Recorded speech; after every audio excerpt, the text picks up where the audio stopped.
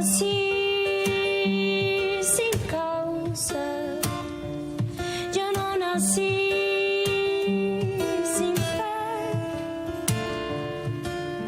Mi corazón pega fuerte para gritar a los que nos mienten, así perseguir a la felicidad y así perseguir.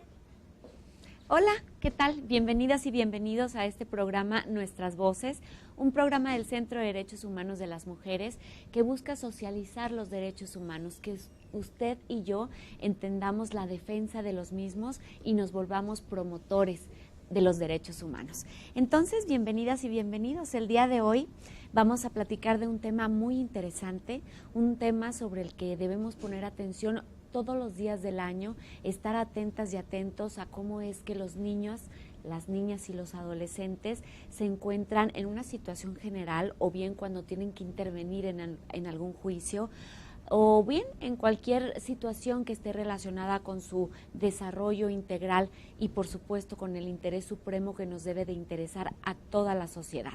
Y entonces vamos a platicar precisamente de niños, de niñas y adolescentes en este marco ya un poquito en el cierre del festejo internacional del Día de la Niñez, que fue el pasado 30 de abril. Para eso, el día de hoy tenemos a dos expertas que nos vienen a platicar sobre este tema tan interesante, tan necesario en su entendimiento. Y pues está con nosotras, la licenciada Irma Villanueva Nájera. Ella es coordinadora del área jurídica del Centro de Derechos Humanos de las Mujeres. Bienvenida, Irma, gracias por estar aquí. Gracias, buen día. Y también tenemos a la licenciada María Luisa Salazar. Ella es parte del Centro de Derechos Humanos de las Mujeres, del área jurídica, y pues en sus manos tiene muchos litigios donde se ven inmiscuidos derechos de niñas y niños. Bienvenida, María Luisa, siempre. Hola, ¿qué tal? Buenas tardes. Bueno, pues entrando ya de lleno en el tema, si les parece, vamos a platicar primeramente algo para entender, para aterrizar un poco el contexto de la niñez en Chihuahua. Quisiera que nos platicaran cómo es que está la situación de los niños y las niñas, las adolescentes en nuestro estado. ¿De qué se trata? Bueno, mira, en este momento, ahí nuestra compañera Paola va a pasar algunas cifras que están plasmadas en un informe, ¿verdad?, realizado o presentado en el 2015 de la situación de los derechos de la situación de los niños, niñas y adolescentes en el estado de Chihuahua, realizado por la UNICEF. Esto como un contexto para hablar ahorita aterrizado a algunos temas ya en concreto que trabaja el Centro de Derechos Humanos de las Mujeres. Por ejemplo, nos hablan en el año 2012 del 40% de la población infantil, es decir, menor de 18 años, viven en pobreza, ¿sí? Qué tremendo. Estas cifras comparadas a las nacionales, Chihuahua es el primer lugar en pobreza de la infancia. Chihuahua es el último estado, o fue el último estado en legislar o armonizar la ley de niños, niñas y adolescentes, ¿no? Que entra, ahorita retomaremos el tema, que entra en vigor en enero del 2016 aquí en el estado de Chihuahua, y esto habla del descuido en la materia de derechos de niñas y niños. En Chihuahua, la proporción de niños, niñas y adolescentes que trabajan y que no asisten a la escuela es del 73% frente al 36% a nivel nacional. Sí, eso es muy grave. Paola, se me hace que ahorita, cuando tengas oportunidad, abriste, bueno, otra presentación. Adelante. Si quieren nada más las que tengan contenido, ¿sí? El 56% de niñas y niños entre 3 y 5 años no asisten a la escuela, ¿sí? No van a la escuela, esta cifra del 2010, ¿no? Chihuahua es la entidad del país con mayor proporción de inasistencia escolar en niños y niñas residentes en las zonas rurales. El 47,9% de los adolescentes de secundaria concluida ya no asisten más a la escuela. Hay una deserción escolar muy, muy alta. Chihuahua ocupa el lugar número 32 en inasistencia escolar de estudiantes de 12 a 14 años. O sea, el primer lugar. Así es. Chihuahua tiene es el quinto estado del país con mayor carencia de agua en la red pública de las escuelas preescolares y públicas, ¿no? Esto es muy, muy, muy delicado, ¿no? El agua es vital para prevenir enfermedades, para la alimentación de niños y niñas, para la limpieza, etcétera, y las escuelas carecen de este vital líquido. En el cuarto lugar, Chihuahua. Las modalidades de telesecundaria y secundaria comunitaria presentan mayores carencias respecto a las secundarias públicas tradicionales o que se encuentran en otros sectores de la sociedad, del estado. Es decir, estas telesecundarias que están más bien en las zonas rurales, ¿no? Carencias, limitaciones. Bueno, el estado de Chihuahua tiene una tasa de fecundidad Chihuahua ocupa el primer lugar en embarazos de adolescentes, ¿sí? Y tenemos varios años situados en ese primer lugar. El porcentaje de embarazos o de inicio de la vida sexual de entre 15 y 19 años es del 25%. Qué barbaridad. ¿Sí? De los jóvenes, mujeres, hombres y mujeres. El 25% de adolescentes no usaron ningún método anticonceptivo en su primera relación.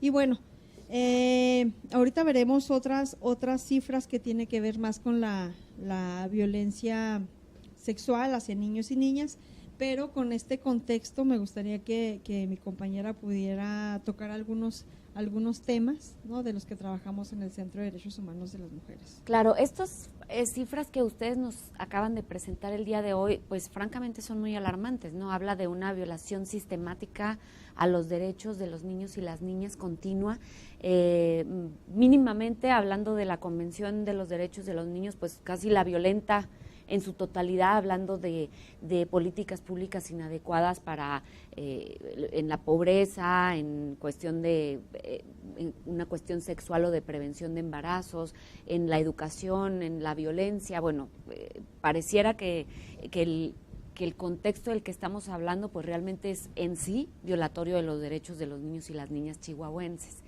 Pero ahora pasando, que va muy ligado de la mano, todas estas problemáticas en muchas ocasiones se vuelven o se encrudecen todavía más cuando estos niños y niñas tienen forzosamente que estar dentro de un litigio, ¿no? Que son, por alguna razón, hay una disputa sobre el ejercicio de sus derechos.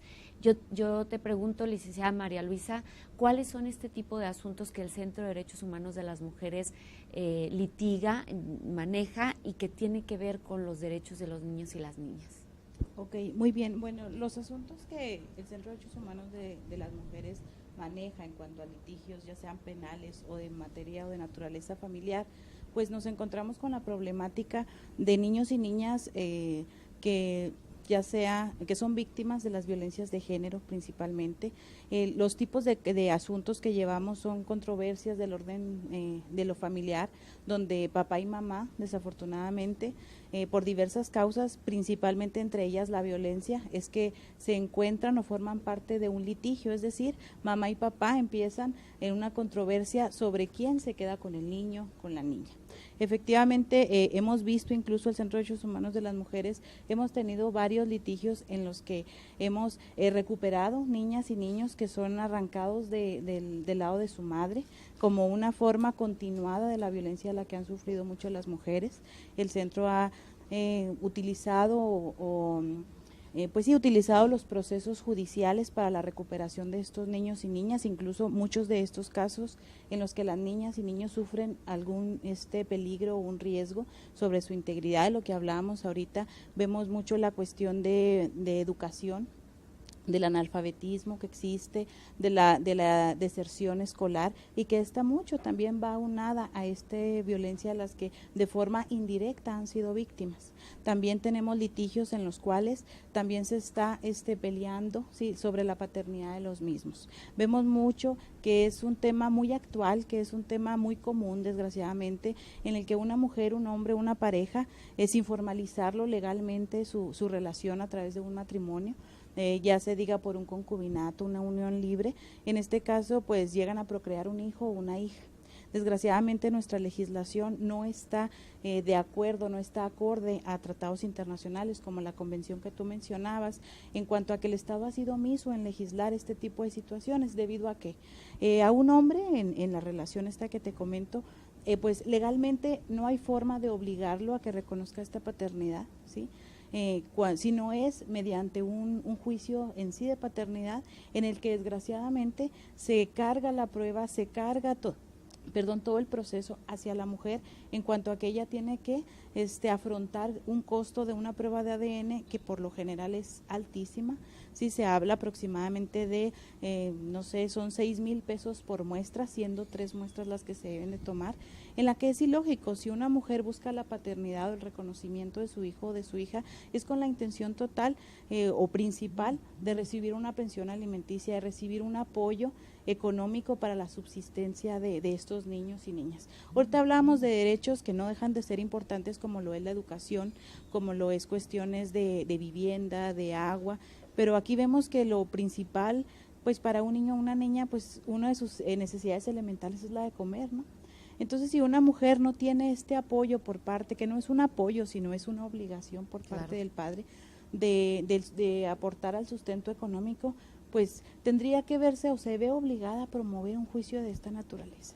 Entonces, en el Centro de Derechos Humanos de las Mujeres tenemos varios litigios en los que desafortunadamente no podemos tomar todos los casos, pero estos litigios van encaminados a que el Estado cumpla con esta omisión que está teniendo. Es decir, como no hay una ley, no hay un proceso, no hay un método, sí, para que sea efectivo, para que la mujer pueda obtener el reconocimiento de su hija y de su hijo, y por lo tanto una pensión alimenticia para su sostenimiento, pues lo que hacemos en el Centro de Derechos Humanos de las Mujeres es obligar al Estado a través de mecanismos judiciales, de mecanismos de incidencia política, obligando al Estado a que cumplimente con esta obligación de afrontar este gasto que es tan fuerte. Digamos, aplicando la lógica de una mujer no tiene 21,000 pesos, 18,000 pesos para pagar una prueba de ADN, pues evidentemente no los tiene. Si los tuviera, probable o muy probablemente no estaría iniciando o teniendo la intención de que se le reconociera o que se diera el reconocimiento de la paternidad de su hijo o de su hija.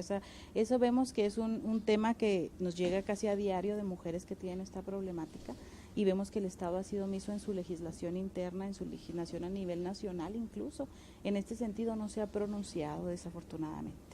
Claro, y me parece que el costo, bueno, efectivamente, hablando de cuestión monetaria, efectivamente el costo recae sobre la mamá, quien tiene que hacer todo lo que ya nos comentaste, pero yo todavía me iría más allá. En realidad la carga de la prueba se la ponen a un niño, a una niña, se la ponen a ellos para acreditar que son hijos de una persona determinada, lo cual se me hace todavía, bueno, si lo vemos desde esta perspectiva, se me hace todavía más lamentable. Sé que el Centro de Derechos Humanos de las Mujeres ha participado, me ha tocado estar con ustedes participando en diferentes foros de discusión donde se planteó esta situación ante legisladores, y todavía no se retoma de una manera seria el tema respecto a las modificaciones que tenga que haber en los códigos civil actualmente, código familiar, espero con posterioridad, ni en el actual, que es el código de procedimientos familiares. Es como que una llamada de atención, ahí queda un foco encendido de que hay todavía en nuestra ley artículos que son retrógradas, que no aplican en la actualidad y que deben de ser forzosamente modificados, porque estamos hablando del interés superior de la infancia.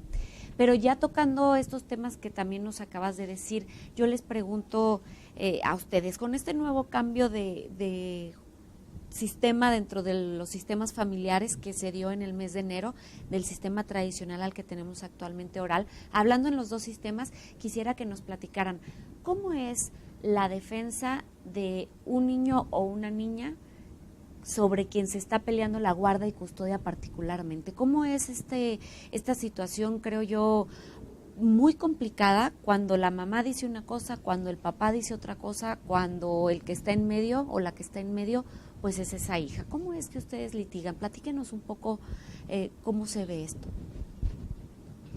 Bueno, mira, Erika, como tú bien lo sabes, en los últimos años en materia de derechos humanos se han ido dando algunos cambios en relación a varios temas, ¿no? Indígenas, personas de la diversidad sexual. El tema de mujeres viene de mucho más atrás, el tema de niños, ¿va? Pero en la última década, en los últimos años, en los últimos 2-3 años, ha estado una discusión sobre la mesa en relación a los derechos de niñas y niños, en general, y una parte tiene que ver con los derechos de niños y niñas que se encuentran involucrados en procesos judiciales, ¿no? Donde papá y mamá están en un proceso de separación, de divorcio, o simple y sencillamente están peleando con quién vive los hijos, si tienen derecho a verlos, a restringirlos, etcétera. En materia infantil, se creó una ley nacional de derechos de niñas, niños y adolescentes con un enfoque distinto. Hay un cambio de paradigma en relación a este tema, ¿sí? Históricamente los niños o los seguimos todavía viendo como objetos de protección, ¿sí? Como una parte de la sociedad que el derecho lo ejercen los adultos, ¿sí? Los adultos decidimos por ellos, papá o mamá o el juez o el director de la escuela o el maestro, total, inmersos en una cultura donde los adultos serían quienes decidían por ellos, ¿no? Hay cambios, la ley estatal que entra en vigor en enero del 2016 aquí en el estado de Chihuahua y desde el 2014 en el ámbito nacional, hay un cambio de concepción de cómo se ven a los niños, niñas y adolescentes, en el sentido de que hoy se garantiza la protección como sujetos de derechos. ¿Qué significa esto? Reconocerles a niños y niñas también la capacidad de intervenir en los procesos donde se encuentran involucrados, de emitirse opinión, de poder denunciar siempre ha sido un derecho para los niñas y niñas, pero cada vez más la declaración de los niñas y adolescentes pues tiene un valor preponderante, una validez que los tribunales tienen obligación de otorgarles y de interpretar también, ¿no? Porque no se trata también de interpretar, se interpreta de una forma distinta a lo que pueda señalar un niño de 3 años, de 5 años a un adolescente de 12 años, ¿sí? Hay parámetros que se prevén en esta legislación con la finalidad de protegerlos, pero también de respetar lo que ellos puedan señalar. Claro. Esto es bien interesante, déjame te pregunto algo a cualquiera de las dos que me surge de esto. El derecho de los niños y las niñas a opinar, a hablar sobre lo que ellos consideran es bueno para ellos mismos, ese derecho, bueno, nadie lo discute, es una realidad y qué bueno que se fomenta. Sin embargo, yo quiero preguntarles, ¿cómo es que un juez o una jueza le da ese valor? Porque, bueno, en algunas situaciones ese dicho puede estar manipulado, ¿no? O X cantidad de circunstancias que pueda carecer de objetividad ese dicho, partiendo de la idea de que siempre les vamos a creer. Pero ¿cómo un juez o una jueza, qué necesita, qué herramientas necesita para poderle dar un valor adecuado a esa interpretación de los niños y las niñas y que no vaya a resultar más perjudicial que benéfica? ¿Cómo sería eso? Ok, bueno, un fenómeno que nosotros estamos observando ahora con estos procesos y también el sistema tradicional lo observábamos, es en este tipo de conflictos, en este tipo de controversias en el que está en juego, en conflicto, en tema sobre la mesa, sobre quién se va a quedar con la guardia y custodia de este niño o de esta niña, estamos viendo, nos hemos dado cuenta y hemos identificado que, por ejemplo, en una convivencia supervisada o libre, ¿sí?, de ese niño, de esa niña con su mamá o con su papá, con el que no está viviendo, vemos rasgos o tintes de manipulación, efectivamente, sí, vemos como a lo mejor a veces los niños, sí, efectivamente, ejercitando este derecho que tienen a opinar, a que se ha tomado en cuenta su opinión, su dicho, vemos a veces incluso cómo los mismos llegan a utilizar a lo mejor un lenguaje muy elevado, que no son palabras de ellos, ¿sí? Lo podemos ver, el juez a veces no lo percibe, ¿sí? El común de los jueces y de las juezas, pues se ajusta a lo que el niño dijo, en una audiencia de protocolo que se llaman, donde los niños y las niñas comparecen, acompañados según, es un protocolo que emitió la Suprema Corte de Justicia de la Nación, en la que nos da los parámetros o qué lineamientos deben de utilizarse para que un niño vaya con un juez o una jueza. Entonces nosotros vemos que esta comparecencia está acompañada de psicólogos, psicólogas, del Ministerio Público, de muchas personas que acuden a este tipo de diligencias. Entonces, el Centro de Derechos Humanos de las Mujeres, en los casos que tenemos nosotros, hemos observado que existen estas manifestaciones de niños y niñas en donde se observa, es evidente la manipulación, a veces incluso cuando no es tan evidente. Nosotros cuando tomamos un caso vemos el contexto general de violencia que ha sufrido esa mujer junto con sus hijas, junto con sus hijos, quienes son víctimas indirectos de estas violencias. Entonces lo que hace el Centro de Derechos Humanos de las Mujeres cuando, ahí está el dicho del niño y de la niña, a veces nosotros nos utilizamos o nos ayudamos de herramientas adicionales, uno de ellos pudiera ser una pericial psicológica en el que un profesionista en la materia pues nos diga, nos haga una evaluación respecto a la situación emocional de ese niño o de esa niña, el cual sin lugar a dudas siempre debe de ir acompañado de una parte de antecedentes, es decir, hay niños y niñas que debido a las violencias que han padecido, como los dicen los psicólogos, han tenido que tener un proceso de maduración más temprano, ¿no? Entonces, y es ahí donde los psicólogos dicen, aquí según lo que yo veo en este niño, en esta niña, veo que hay rasgos de manipulación por parte de. Entonces el centro, pues a veces lo que hacemos es utilizar este tipo de pruebas científicas comprobables que nos ayuden o que le ayuden más bien al tribunal respecto a la decisión que va a tomar, que va sin lugar a dudas a afectar de forma directa la vida de este niño o de esta niña, porque va a determinar con quién va a vivir, ¿sí? Entonces es importante ver para ver si hay un grado de manipulación, incluso si está siendo víctima de violencia al momento porque lo vemos, sí, los niños y las niñas son víctimas de violencia por la parte contraria en la que dice tú vas a decir esto o tienes, si sucede esto, tengo yo un caso en el que a la mamá, al niño le dicen yo no te puedo ver porque mi papá me dice que si digo algo en contra de mi papá a ti te van a meter a la cárcel, yo prefiero estar alejado de ti o alejada de ti porque yo tengo miedo, tengo ese temor de que vayas a prisión, ¿no? Entonces todo eso aquí en este tipo de casos pues lo que hacemos es una de las herramientas, hay otras muchas, pero una de esas herramientas que ayuden a la autoridad a determinar pues es ese tipo de pruebas como una pericial psicológica. Claro, porque no puede ser simplemente un dicho aislado, ¿verdad? Tiene que tener el soporte científico, indiciario de que hay otras cosas que nos lleven a suponer que es lo más adecuado para esa niña y para ese niño. Pero has tocado otro tema de sumo interés, muy lamentable, porque las cifras que nos presentaron al principio también hablaban un poco de esto. Estamos entrando ya al terreno de la violencia. La manipulación en sí misma es una situación de violencia emocional, violencia psicológica, muy sutil, a veces muy complicada de determinar, porque a veces se hace a través del engaño seductor, ¿no? De decir, bueno, yo te amo tanto y entonces como te amo tanto, tú obedéceme en lo que te estoy diciendo porque lo que yo hago es por tu bien. Y entonces empieza a haber una manipulación bien sutil, bien sensible, en donde estos niños y niñas entran en un conflicto de lealtades, porque generalmente quieren a su mamá y a su papá, generalmente, ¿no? En una gran mayoría de casos, cuando hay papá presente, pues, los quieren a ambos. Y entonces, pero está esta parte de la manipulación que constituye violencia. No es la única violencia que sufren los niños y las niñas. ¿Qué con esta parte? ¿Qué con las violencias, Irma? ¿Qué es lo que más encuentran ustedes como defensoras de niños y niñas? Bueno, antes de contestar esa pregunta, yo nada más diría algo de lo que comentaba mi compañera María Luisa, en el sentido del valor de estas declaraciones, claro. ¿Sí? Estas tienen que ser valoradas por los jueces de acuerdo a la edad de los niños y niñas, de acuerdo a la madurez, ¿verdad?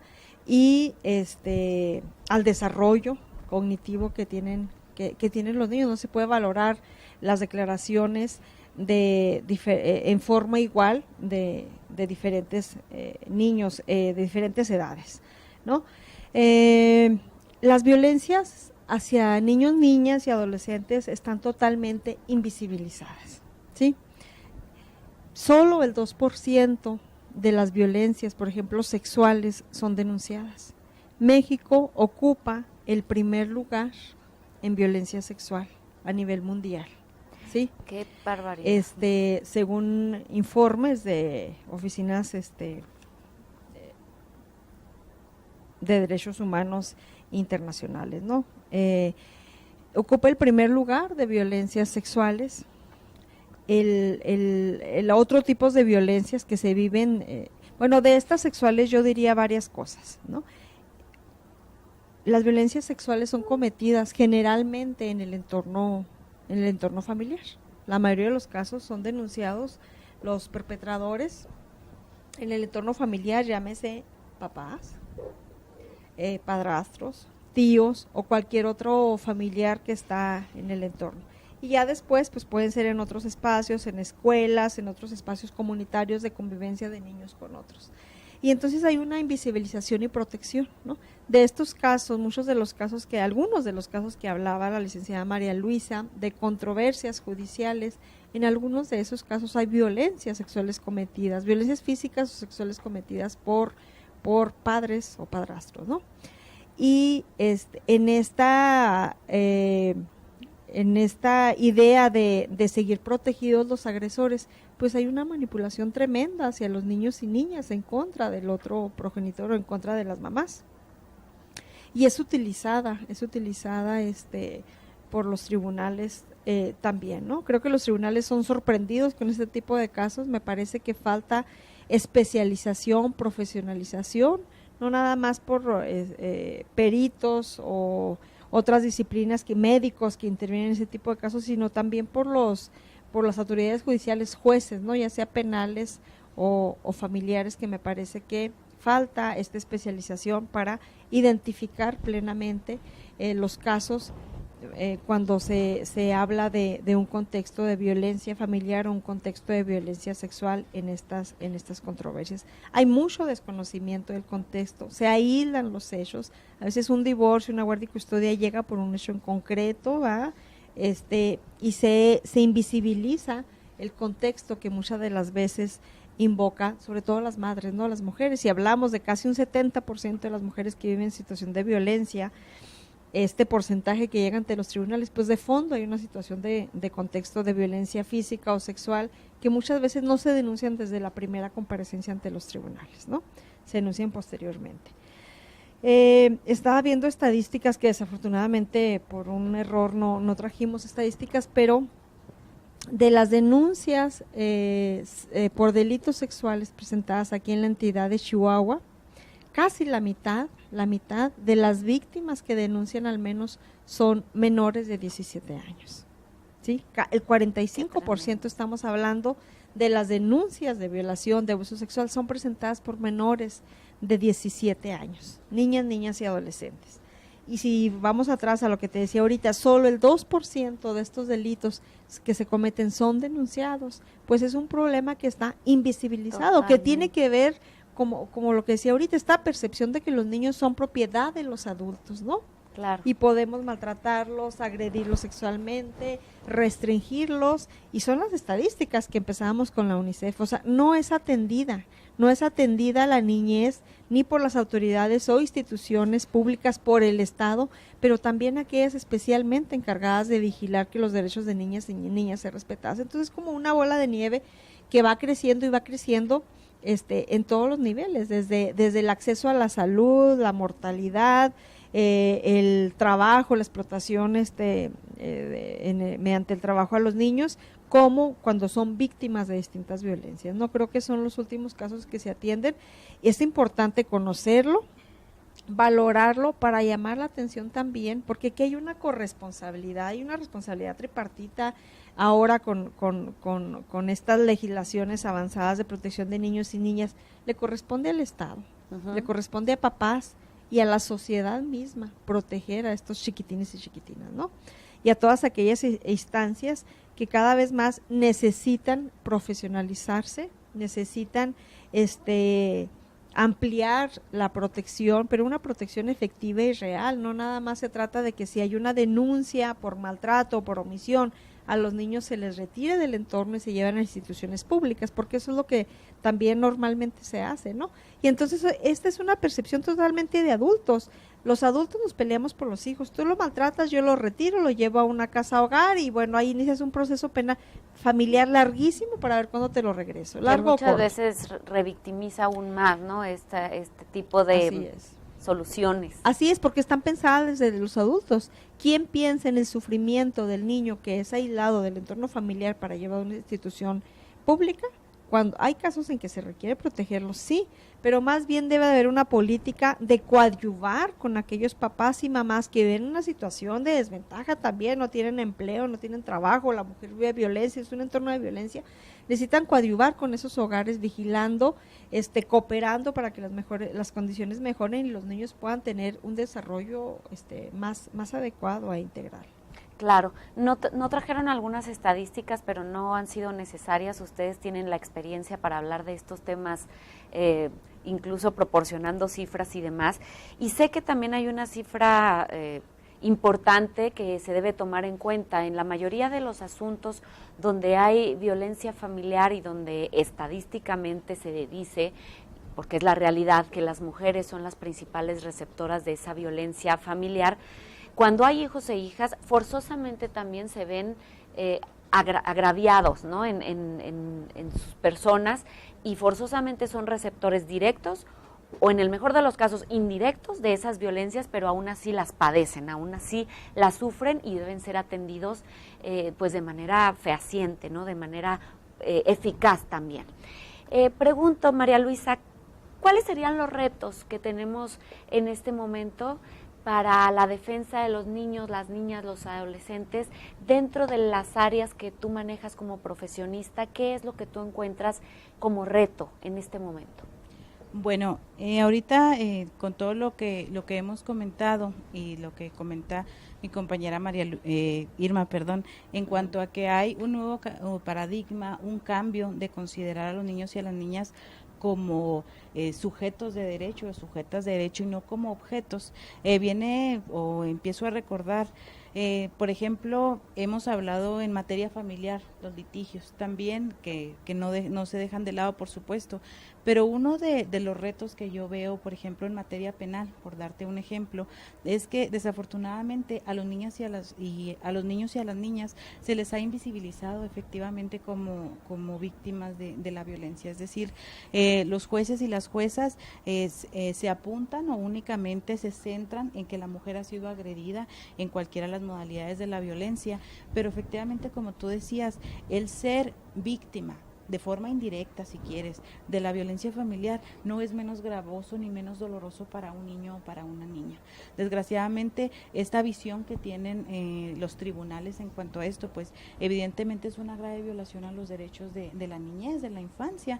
¿Por qué? Porque los dejamos, sí, efectivamente, existen disposiciones internacionales como la Convención, leyes como la ley de los derechos de niñas, niños y adolescentes estatal de reciente creación en nuestro estado, en la que efectivamente yo siento que son una enunciación de los derechos de los niños y de las niñas, pero desafortunadamente dejamos de verlos como sujetos de derecho. Es decir, aunque estén ellos, efectivamente son personas que por su inmadurez, por ponerlo de algún modo, por su edad, a lo mejor de una forma personal y directa no pueden comparecer a un juicio, pero sí efectivamente ellos tienen una conciencia, tienen un juicio a su nivel, como lo decía Irma, cognitivo que tengan según la edad que ellos tengan, pero ellos tienen derechos y desafortunadamente legalmente no pueden ejercitarlos. Entonces yo veo que, por ejemplo, en materia penal está esa situación, en materia familiar,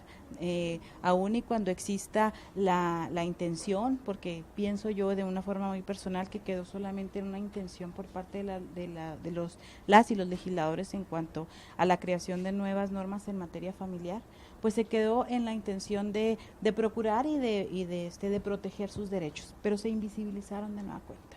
Es decir, aquí está un conflicto entre papá y mamá, en el que mamá defiende a sus hijos, a sus hijas, a lo mejor en muchos casos también los papás, pero aún y cuando exista el derecho a ellos a comparecer, a dar su opinión, aún así siento que eso es un reto, que los tribunales siguen invisibilizando. Son menores de edad, que no se debe utilizar ese término porque es denostativo, es discriminatorio. Son personas que legalmente no son aptas, porque así lo señala la ley, pero como te digo, tienen una conciencia, tienen un juicio y tienen dentro de sus posibilidades toda la capacidad para decir en su conciencia que está bien y que está mal. Entonces es un reto de los tribunales, de jueces y juezas, de seguir viéndolos a ellos como un tercero en el juicio, siendo que el juicio en su alrededor, en su sustancia, sobre algo que los va a marcar sobre su vida. Entonces los tribunales siguen invisibilizándolos. Ese es un reto. Claro. Y Irma, el Centro de Derechos Humanos de las Mujeres, ¿cuál sería el reto que tiene en este momento? Hay legislación, como lo hemos platicado, ¿no? Y existe una legislación que de alguna manera está ya empezando a hablar de los derechos de los niños y las niñas, pero falta efectividad y eficacia en la misma, ¿no? Faltan muchísimas cosas, algunas nos las comenta María Luisa. ¿Cuáles son los retos que tiene el CEDEM, esta organización, para la defensa de los niños, las niñas y los adolescentes? Bueno, yo creo que el gran reto es pasar de las palabras a la práctica, a los hechos, ¿sí? Tenemos legislación protectora, que ahora lo que el CEDEM, a través de estos casos, no somos un despacho jurídico, somos una organización de derechos humanos que defiende violaciones sistemáticas a derechos de diferentes personas, ¿no? En este caso de niños, niñas, de mujeres, el gran reto es que los operadores y operadoras de justicia, jueces, magistrados, jueces penales, familiares, peritos, psicólogos, trabajadores sociales, instancias que intervienen para la protección y garantía de estos derechos de los cuales hemos estado hablando, realmente lo lleven a la práctica. Sabemos que existe una percepción equivocada de que las mujeres inventan violencia donde no las hay, ¿ya? Es una constante que existe por parte de los operadores de justicia, de que la inventan cuando no es así. O sea, veamos estadísticas. Entonces es reconocer, visibilizar el problema y atenderlo en forma adecuada con las nuevas interpretaciones que nos dan la Convención de los Derechos del Niño. Esta nueva ley que se implementó en enero de este año, hay que conocerla, todo mundo, porque ya termina el ver a los niños como propiedad de los adultos, y también para los jueces, pero es delicado. Hay lineamientos que también nos da la Suprema Corte de Justicia de la Nación de cómo intervenir, cómo interpretar las declaraciones de los niños y cómo tomar las decisiones en estas controversias. Entonces, creo que el mayor reto es la práctica. Nosotros estamos litigando asuntos, representando a mujeres y niños, pero también estamos monitoreando y estamos preparando de verdad un buen paquete para el relator del Comité de los Derechos de Niños y Niñas y el Comité de CEDAW, que es el tema de las mujeres, para informar qué es lo que está pasando en los tribunales, ¿sí? La no vigencia y el no respeto de los derechos ya ganados y conquistados y que están plasmados en un papel, pero que las prácticas hacen anulatorio. Un ejemplo de ellos, tenemos estos juicios de controversias que duran 1, 2, 3, 4, 5, 6 años, por ejemplo, ¿no? Y 6 años o 3 años con visitas, unas visitas supervisadas que se otorgan con el progenitor que no viven los niños, cuando atenta en contra de los derechos de los niños y niñas y de esta formación y de esta estabilidad emocional. Entonces, el reto está en la práctica. Hay que vigilar que realmente lo que se plasma en una ley, los funcionarios y las funcionarias lo cumplan a cabalidad. Esa es nuestra función como Centro de Derechos Humanos, aparte de representar casos, monitorear que así sea, y si no, denunciarlo en las instancias correspondientes. Nos queda muy poquito tiempo, pero quiero nada más aclarar, que nos aclares, Irma, este relator de derechos humanos, estas personalidades internacionales, María Luisa, que acuden una vez por año, o tengo entendido quizás más, a quienes se les entregan informes sobre las situaciones actuales. ¿Ustedes entregan informes? ¿Ustedes son parte de esos informes? ¿De qué se trata eso de los relatores internacionales de los derechos de los niños? Bueno, cada convenio y tratado internacional tiene un comité de expertos que están evaluando a los estados. En este caso hay un comité para mujeres y un comité para niños. Los evalúan cada determinados años y uno tiene posibilidad de enviar informes que se llaman sombra, distintos al que hace el Estado, porque el Estado va a decir en este caso, cumplimos, miren, todas las leyes que tenemos en materia de niños, niñas y mujeres, no van a decir palomeado. Otra cosa es la práctica, ¿no? Entonces, en estos informes sombra que se llaman, el Centro de Derechos Humanos ha participado en mujeres, y ahorita en lo de niños queremos hacerlo porque estamos muy preocupados por todos los obstáculos que vemos en los tribunales familiares de no acceso a la justicia realmente para niños, niñas y adolescentes, tanto en el ámbito familiar como en el ámbito penal, cuando son víctimas ellos de estos delitos. Bien, bueno, pues muchísimas gracias por habernos acompañado el día de hoy, Irma Villanueva, María Luisa Salazar, del Centro de Derechos Humanos de las Mujeres. Gracias por acompañarnos, siempre bienvenidas. Y bueno, pues se nos acabó el tiempo, ya sabe usted que se nos va rapidísimo cuando el tema es tan interesante como el día de hoy. Le agradezco muchísimo el haber estado con nosotras, le agradezco al staff de Antena TV. Muchísimas gracias a Paola Sainz, nuestra productora del Centro de Derechos Humanos de las Mujeres. Y déjeme concluyo diciéndole esto.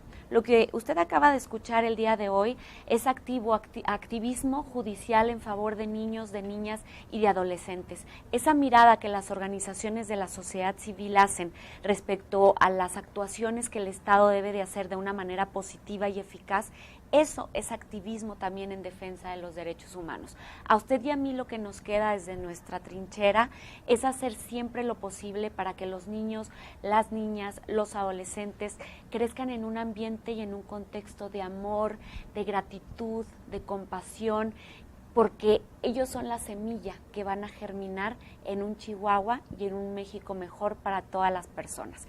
Un abrazo y un beso a mis hijas, a quienes amo profundamente, y a las hijas de mis compañeras también, a quienes amamos, aprovechando que acaba de pasar el Día de la Niña y del Niño. Muchísimas gracias entonces, nos vemos el próximo jueves y hasta pronto. Yo no nací sin causa, yo no nací sin fe,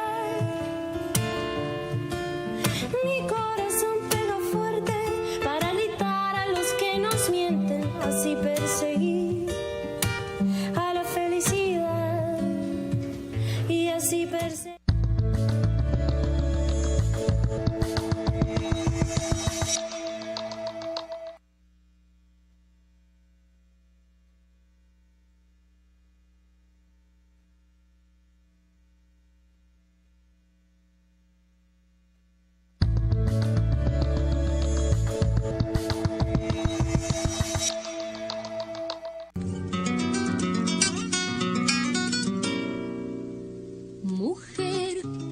Si te han crecido las ideas, de ti van a decir cosas muy feas, que no eres buena,